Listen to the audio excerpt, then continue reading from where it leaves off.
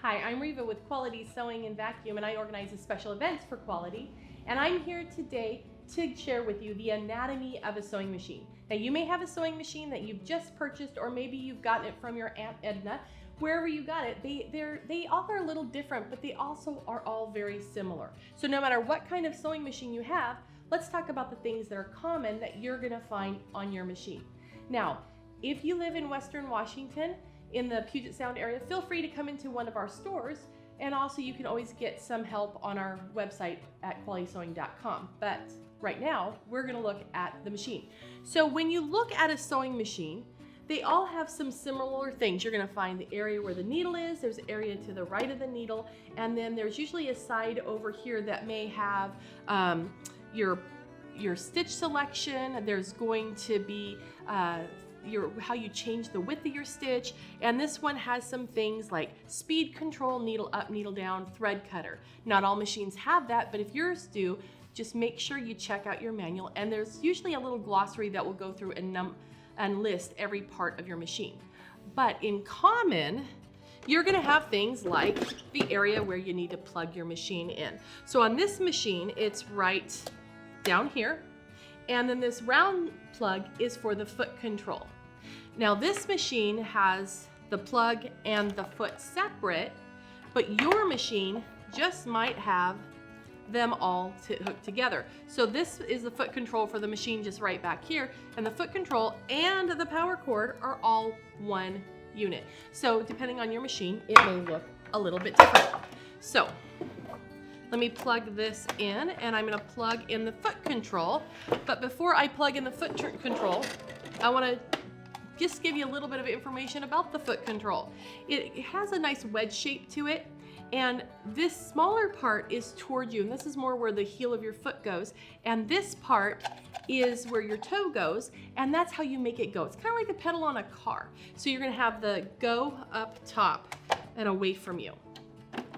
So now on this machine, you're also gonna notice on the side that there is this little wheel that sticks out to the side of the machine, and this is called the hand wheel. And this will turn as the machine's needle is going up and down. If you ever need to turn your hand wheel, make sure you always rotate it toward you, not away from you, as going backwards is kind of going against the gears of the machine. Then if we take a look at the machine a little bit further, you're gonna notice that you have your needle here, and then there is the foot. And the foot is the part of the machine that holds the fabric together with the feed dogs. And the feed dogs are underneath the foot, and they're little teeth that help bring the fabric through the machine as you're sewing. So that's what's going to make your fabric travel while the needle is going up and down and forming a stitch.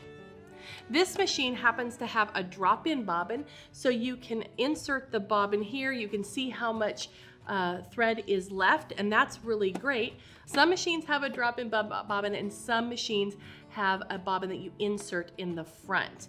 And so depending on which machine you have, just check out your manual and you'll see where that is. Most machines have a free arm and an accessory tray, and that just pulls off to the left, and then that would give you access to that bobbin, but also gives you an area where you could do pant legs, or you could do cuffs and things like that, or small items. A lot of times an accessory tray will have a little part that opens up where you can store your extra feet. If you lift up the machine, most machines will have a threading path marked right on them, so it's easy to remember how to thread them even if you've been on vacation for a while. So as you thread the machine following your path, you want to make sure that your foot is up when you do that, because then the tension discs on the machine are open. And tension discs are what will keep the thread from going too fast down into the bobbin area and causing a ball of thread. If you ever have a problem underneath your fabric, it's probably an issue with the threading of the top. And if you see a bunch of thread coming up on top of your fabric, it's probably a good idea to go ahead and re-thread your bobbin. So when you thread your machine, make sure that your foot is up, so that way you can get the thread seated where you need it to be, and then when you start sewing, of course, you put your foot down and you're good to go. Most machines, well, I can't even think of one that doesn't, but most machines will have a reverse key, And you'll have other things like that. You'll just need to check your manual out. And we also have other resources with usage classes here on our video series, so take a look at those on basics on how to use your machine. So I hope this overview has helped, and it will keep you to know the parts. And remember, it doesn't matter which machine you have, because really the working parts of the machine are all basically the same. So get sewing and have a great time with it. And remember, if you're in Western Washington in the Puget Sound area, come into one of our stores. We'd love to see you and help you out. And if you have any questions, and also if you're not in our area, feel free to visit us at qualitysewing.com, and we will be happy to help you. We have great online staff, and we have great staff in the stores to help you with any questions you may have.